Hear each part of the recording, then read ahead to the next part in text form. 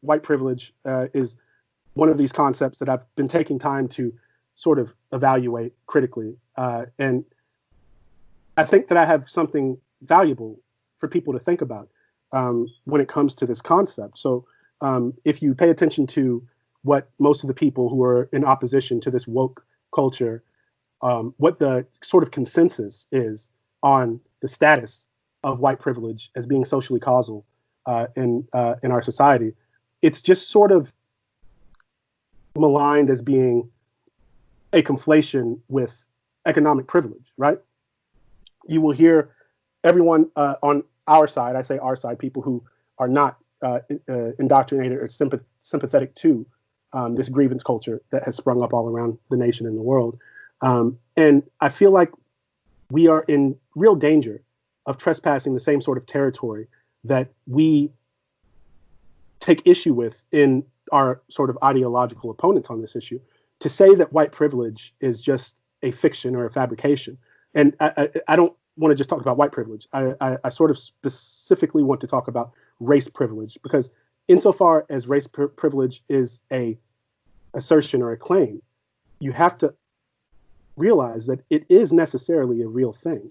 And it's not just for white people. There is something floating around in our reality that does adhere to the description, the definition, the objective fact that there are situations where race confers a privilege on the person to whom it belongs.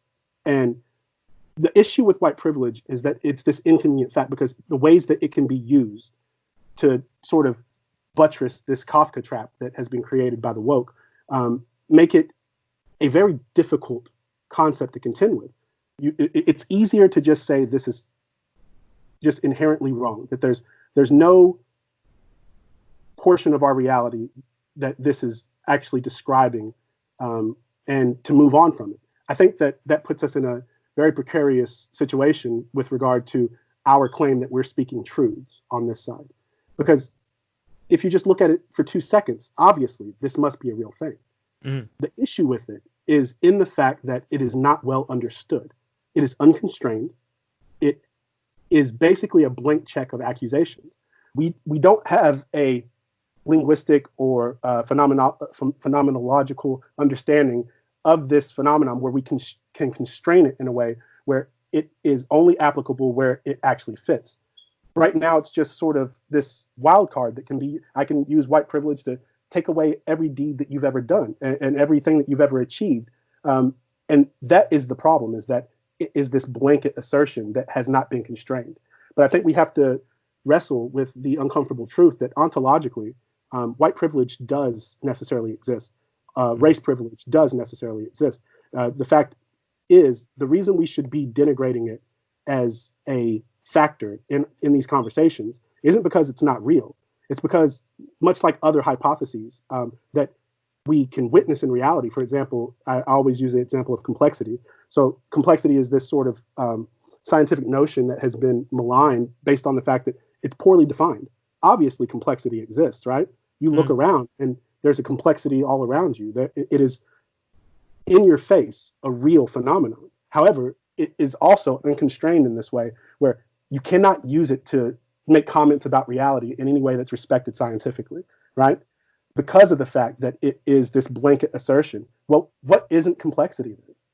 What are the boundaries of this claim? When is it applicable and when is it not? So in all of philosophy and science, in order to use something, you have to be able to define it in a way that matches the reality of the way that it's presenting. When it comes to race privilege, I'm not going to raise my hand and say it's not real because I know it's not, but I'm also not going to abide while other people use it as this fact that can be used to scrutinize people's deeds and achievements if it can be applied to every single thing. There has to be some system of constraint that can be arrived.